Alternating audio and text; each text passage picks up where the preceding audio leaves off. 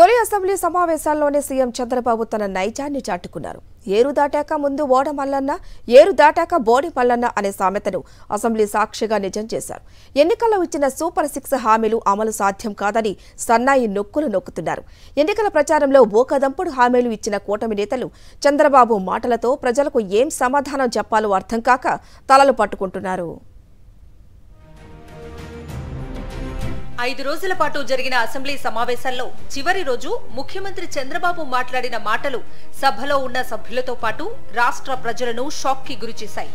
ఎన్నికల ముందు సూపర్ 6 అంటూ పెద్ద ఎత్తున హామీల వర్షం కురిపించిన చంద్రబాబు చివరి రోజు హామీల అమలు సాధ్యం కాదని, రాష్ట్ర ఆర్థిక పరిస్థితి బాగోలేదని, ఈ విషయం ప్రజలకు వివరించాలని సభ్యులను కోరారు.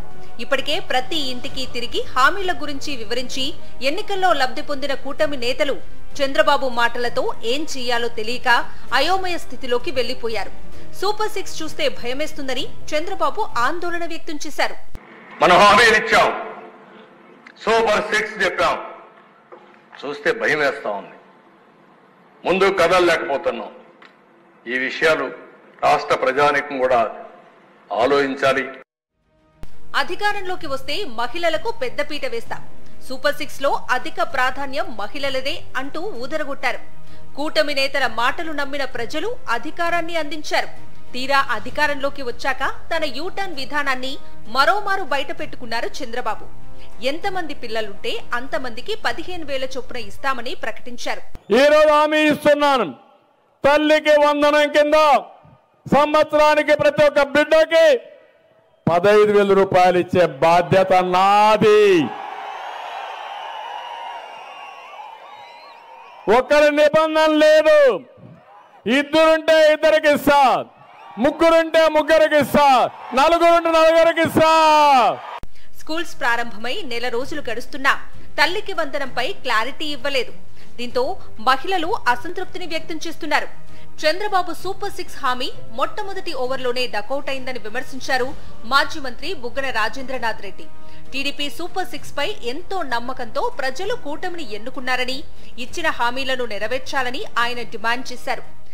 అసలు సూపర్ 6 అని చెప్పి మీ సూపర్ 6 మీద ఎంతో నమ్మకంతో ప్రజలందరూ కూడా మిమ్మల్ని ఎన్నుకుంటే ఇప్పుడు మొదలు కాకముందే మొట్టమొదటి ఓవర్లోనే సూపర్ 6 డక్అవుట్ అయినట్లుంది. సూపర్ 6 పథకాలను అమలు చేయాల్సిన బాధ్యత కూటమి ప్రభుత్వం మీద ఉందన్నారు పిఠాపురం వైఎస్ఆర్సీపీ ఇన్ఛార్జ్ వంగా గీత.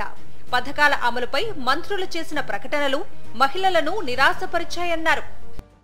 మహిళలకి బాధ కలిగించే విషయం, మహిళలకి నమ్మి మహిళలు ఈరోజు నమ్మకం పెట్టుకున్నారు ఈ ప్రభుత్వం మీద. మాకు అన్ని పథకాలు గవర్నమెంట్ రాగానే వస్తాయి. అప్పుడే ఇప్పటికే నిరాశ కలిగించే విధంగా ఉంది. కాబట్టి మహిళలందరి తరఫున, పేద కుటుంబాలందరి తరఫున, వైఎస్ఆర్సీపీ పార్టీ తరఫున మేము అందరం కోరుతున్నాము. ఏదైతే వాగ్దానాలు ఇచ్చారో అవి స్పష్టంగా ఇచ్చినట్టుగా అమలు చేయడం అనేది ప్రభుత్వం యొక్క బాధ్యత. కూటమి పాలనలో డొల్లతనం బయటపడిందన్నారు వైఎస్ఆర్సీపీ నేత పోతిన మహేష్. పేద ప్రజల పీకలు నొక్కటానికే సూపర్ 6 అన్నారు. సూపర్ 6 పేద ప్రజల జీవితాలు పీకలు నొక్కడానికే. అబద్ధపు హామీలు ఇచ్చారు, మోసపూరిత ప్రకటనలు చేశారు.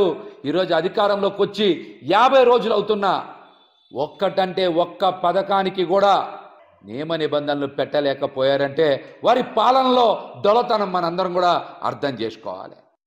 ఎన్నికలకు ముందు ప్రజలకు చేసిన వాగ్దానాలను అధికారంలోకి రాగానే కూటమి ప్రభుత్వం అమలు చేయకుండా మోసం చేస్తోందని మాజీ ఎమ్మెల్యే గోపిరెడ్డి శ్రీనివాస్ రెడ్డి ఆరోపించారు.